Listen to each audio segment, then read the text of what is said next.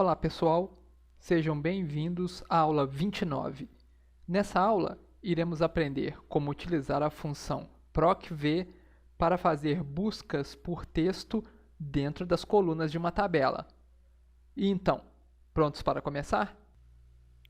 Na aula 19, estudamos passo a passo como funciona a função procv. Caso você não tenha assistido ou queira relembrar essa aula, deixarei o link na descrição do vídeo. A função procv nos permite fazer dois tipos de buscas diferentes, exata ou aproximada. Procv funciona muito bem para localizar valores exatos, mas você precisa digitar exatamente o número ou texto que está procurando. Um simples espaço a mais inserido no final já resulta em erro. E a pesquisa aproximada também tem uma grande limitação. Só funciona se toda a primeira coluna estiver em ordem alfabética. Mas não se preocupe, existe uma maneira bastante eficiente de utilizar procv para localizar palavras em um texto, não importando se o que você está procurando se encontra no começo, meio ou fim desse texto. Primeiramente, será necessário inserir a função e seus argumentos normalmente. Então, vou iniciar aqui com o nome da função. O primeiro argumento é o valor procurado. Será o nome digitado em B14. Depois, a tabela onde esse nome será procurado. A coluna de onde o resultado será trazido, no caso, será a coluna endereço, coluna 2. E, por fim, o método da pesquisa, utilizaremos a correspondência exata, ou seja, o valor 0. Então, agora vou digitar o nome completo de um dos clientes para testar a função.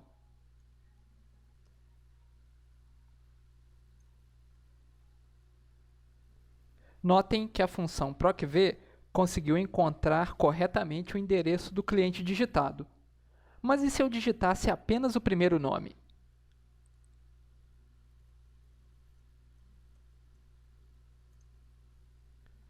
Vejam, agora a função já não foi capaz de localizar o nome e retornou um erro. Existe uma maneira bem prática de resolver esse problema e permitir que você faça buscas pelo primeiro nome ou por um sobrenome. Adicione um asterisco antes da palavra que deseja procurar e outro no final dela.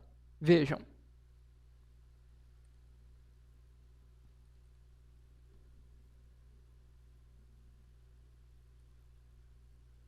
Agora vou pressionar Enter e fazer a busca.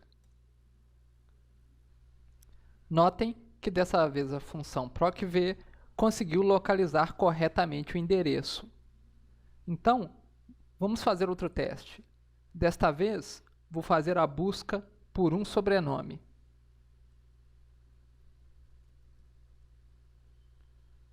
Mais uma vez, a função retornou corretamente o endereço do cliente.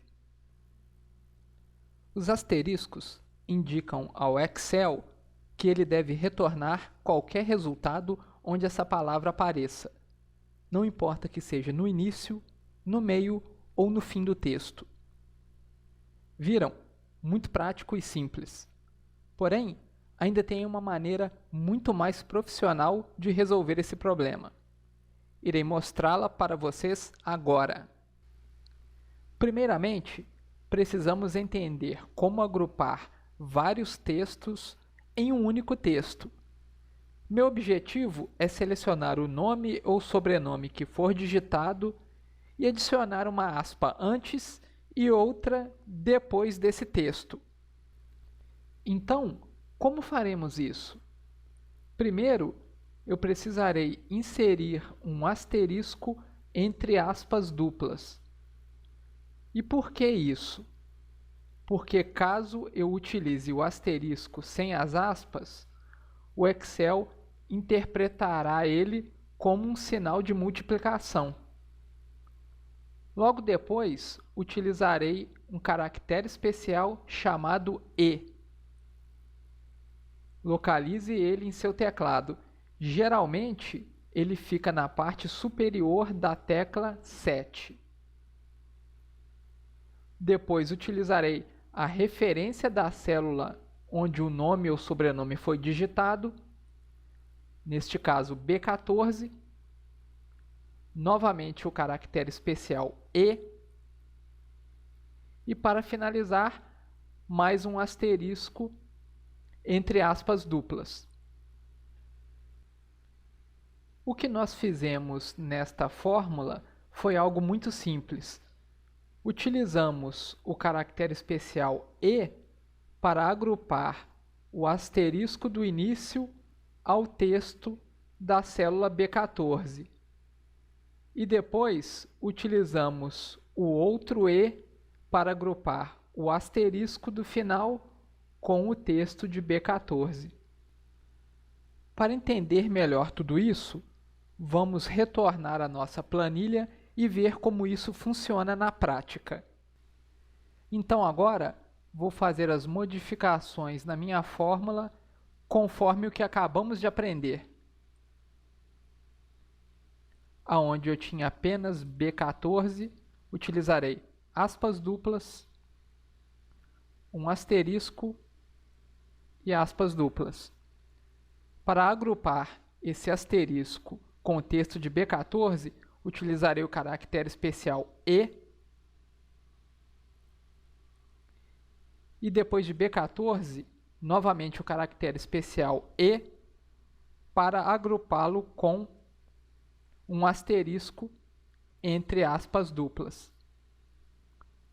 Pronto, já posso pressionar Enter e ver o resultado da fórmula. Então, a partir de agora, a função procv retornará os resultados corretos sem que eu precise digitar asteriscos no início e no fim do nome ou sobrenome que quero procurar. Vejam, irei digitar um novo sobrenome e a função retornou o endereço corretamente. Agora farei um novo teste procurando por nome e mais uma vez a função retornou o endereço corretamente. Para finalizar nossa planilha, vamos inserir a busca por cidade e estado. Você pode ir até a célula B15, copiar a fórmula e depois colar dentro da célula B16. A única modificação que precisará ser feita é na referência de coluna. Ao invés de trazermos o resultado da busca da coluna 2, dessa vez iremos trazer este resultado da coluna 3, que é a coluna cidade. Por fim, podemos colar a mesma fórmula na célula B17, alterando novamente a referência de coluna, que é 2, para 4, que é o número da coluna estado.